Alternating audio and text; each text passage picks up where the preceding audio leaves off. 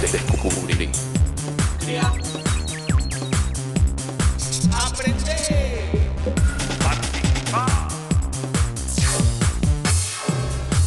Televisión más internet. www.encuentro.gov.ar.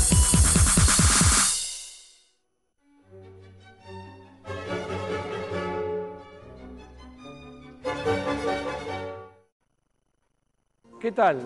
Bienvenidos a Explora, un programa del Ministerio de Educación de la Nación que convoca a prestigiosos científicos de la Argentina para acercarnos a los temas más importantes de la ciencia contemporánea. Hoy vamos a hablar de biotecnología.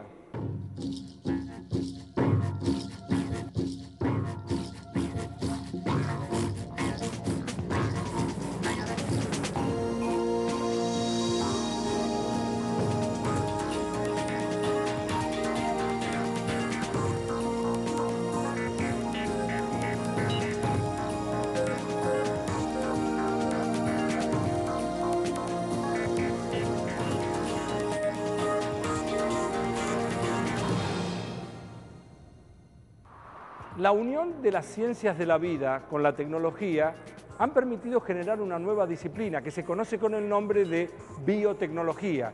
Esto lo podríamos caracterizar como una tecnociencia. Desde hace unas pocas décadas, la biotecnología nos ha permitido la producción de alimentos en cantidades impensadas. Por ejemplo, la soja transgénica. Por otro lado, ha hecho aportes fundamentales en la medicina. Uno puede fabricar insulina humana. De hecho, en casi todos los procesos de producción de medios y servicios siempre hay un organismo modificado genéticamente. Ahora, ¿qué es lo que nos permite crear un organismo genéticamente modificado? ¿Cómo se puede hacer para lograr que una planta sea más resistente al frío, por ejemplo?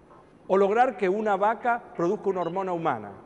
Bueno, para dar algunas respuestas a estas preguntas, vamos a consultar al doctor Eduardo Ceccarelli.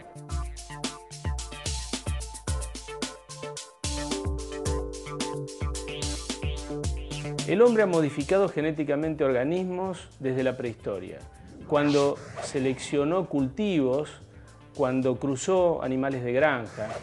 Además ha utilizado métodos biotecnológicos también desde hace miles de años para fabricar queso, obtener cerveza, fermentar vino.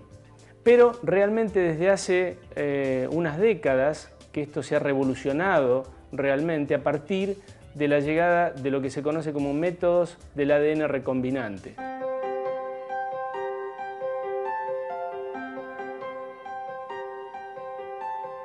Estas metodologías se basan en la posibilidad de cortar ADN de un organismo con enzimas específicas conocidas como enzimas de restricción, y los fragmentos aislados pueden ser nuevamente ligados utilizando unas enzimas conocidas como ligasas.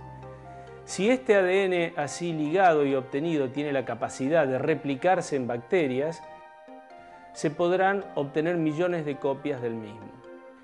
Estas metodologías han dado la posibilidad de transformar y modificar genéticamente organismos. Así, por ejemplo, un experimento histórico permitió tomar una planta y transferirle un gen de la luciérnaga, obteniendo así una planta que tiene la capacidad de emitir fluorescencia, es decir, florecer con luz propia en la oscuridad.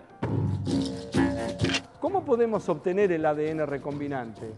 Básicamente hay dos métodos. Uno es el que utiliza como herramientas a organismos vivos y por eso se denomina método in vivo, como por ejemplo en la transformación bacteriana. Este método se utiliza constantemente en biotecnología. Un ADN recombinante que tiene la capacidad de mantenerse y multiplicarse dentro de una célula es conocido como vector. Normalmente se utilizan vectores bacterianos porque las bacterias son fáciles de mantener y estudiar en el laboratorio.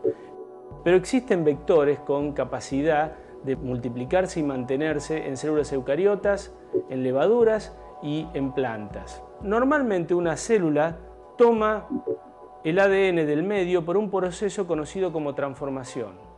En ese proceso, el ADN que se encuentra desnudo, libre en el medio, es tomado por la célula, ya sea por un proceso natural que ocurre en algunas bacterias o en el laboratorio influenciado por la presencia de algunos compuestos químicos o de un pulso eléctrico. Un vector puede llevar un fragmento de ADN que le confiere una determinada propiedad a una bacteria. Por ejemplo, una resistencia a antibióticos. En ese caso, las bacterias que hayan tomado el vector del medio habrán ganado esa propiedad y podrán ser seleccionadas si se la enfrenta a ese antibiótico. Además, el vector puede llevar la pieza de ADN que es de nuestro interés. Ese fragmento va a amplificarse y multiplicarse millones de veces cuando cultivemos la bacteria y así podamos obtener miles o millones de copias de nuestro fragmento de ADN.